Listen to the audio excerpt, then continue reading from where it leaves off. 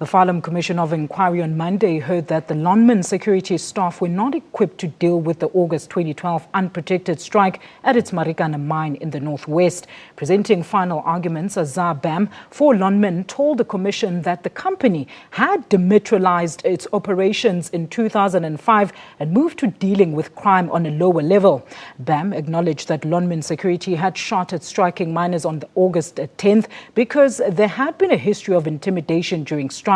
Our reporter Nozintombi Miya attended the hearing and now joins us for an update. Nozintombi, a very good afternoon to you. Now, Lonmin presented its final arguments today, their biggest points being that they didn't want to set precedents in negotiating with miners outside normal legal protocol. Take us through what came out the commission today. A very good afternoon to you, Alicia. That is quite correct. Lonmin's two legal representatives, Advocate Azar Bam as well as Advocate Skalkeberger, spoke really about Lonmin's position. It was vital for Lonmin to ensure that they did not encourage the miners to seek some sort of increase outside of the legal bargaining structures.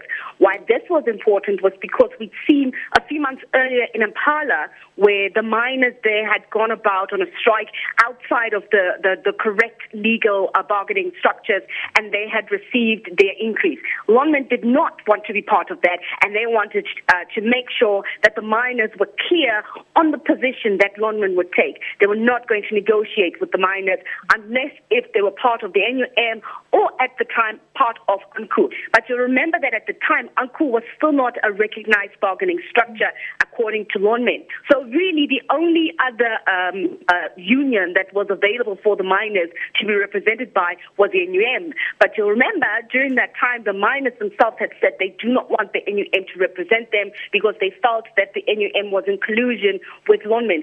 So it certainly was very interesting to hear the justification by Lonmin as to why they felt that the miners should not be allowed to be given a platform to represent their views outside of the correct bargaining structures. Nozintombi, just to be further inquisitive now, what will happen after the final arguments? When will the public know the actual findings of the commission? Yes, Alicia, we've gotten clarity around the processes that we're expecting to unfold. The rest of this week, we're going to be hearing the arguments from the rest of the legal representatives. You'll remember that the legal representatives that still need to make their presentations is the police, it's the lawyers for the injured and arrested miners, as well as a few other legal representatives who also have an opportunity to state their final arguments, such as those representing the widowers. Once that process has concluded, the commissioners will break for about 2 months before they reconvene again in March for another week, whereby they will give feedback to the different legal representatives about what recommendations they will be taking forward based on what their arguments are, what portion of their arguments will be admitted as evidence, which part will not be admitted as evidence. And once that process has concluded, that week-long process we anticipate in March next year, then the commission really will wrap up, and the commissioners, the presiding commissioner here at the Farlam Commission, will then give his recommendations to the president. Thank you so much. That's our reporter Nozintombi Miya, live to us from Pretoria, giving us the latest on the Marikana Commission proceedings.